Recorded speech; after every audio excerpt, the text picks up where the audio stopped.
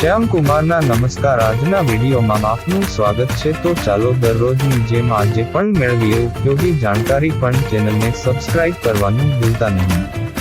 ગરમીથી રાહત મેળવવા માટે લોકો ઘરમાં એસી લગાવતા હોય છે, પરંતુ ઇલેક્ટ્રિસિટી બિલ ઊંચું આવતું હોવાથી લોકોનું ટેન્શન વધી જાય છે.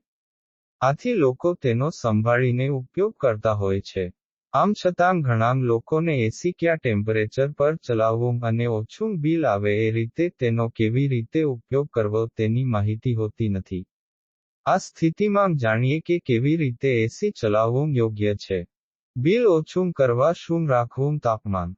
મોટાભાગના લોકોની આદત હોય છે કે તેઓ એસી ચાલુ કરતાની સાથે જ તેને 18 કે 21 ડિગ્રી પર ચલાવવાનું શરૂ કરી દે છે. જો કે આ યોગ્ય બાબત નથી. ખાસ કરીને જો તમે વીજ બિલ ઓછું કરવા માંગો છો તો પછી તે માટે યોગ્ય તાપમાન શું હોય છે તે જોવું પણ ખૂબ જ મહત્વનું છે. એસીને 24 ડિગ્રી પર ચલાવો. સરકારે વર્ષ 2020 એસી માટે 24 ડિગ્રી ડિફોલ્ટ સેટિંગ કર્યું છે અને નિષ્ણાતો પણ માને છે કે એસી ચલાવવા માટે આ યોગ્ય ટેમ્પરેચર છે. ઘણા અભ્યાસમાં બહાર આવ્યું છે કે દરેક 1 ડિગ્રી માટે 6% જેટલી વીજળીની બચત થાય છે. એસી જેટલા નીચા તાપમાન પર ચાલે છે તેટલું જ વધુ કોમ્પ્રેસર કામ કરે છે અને વીજળીનું બિલ વધારે આવે છે.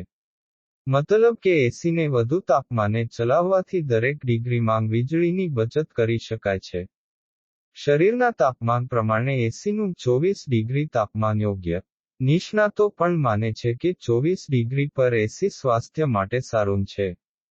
કારણ કે માનવ શરીરનું સરેરાશ તાપમાન 36-37 ડિગ્રી હોય છે.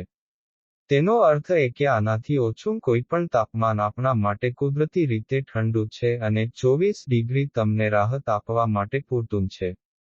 એવામાં ડોક્ટરો પણ માને છે કે માનવ શરીર માટે 24 ડિગ્રી પૂરતી છે. સૌજન્ય GS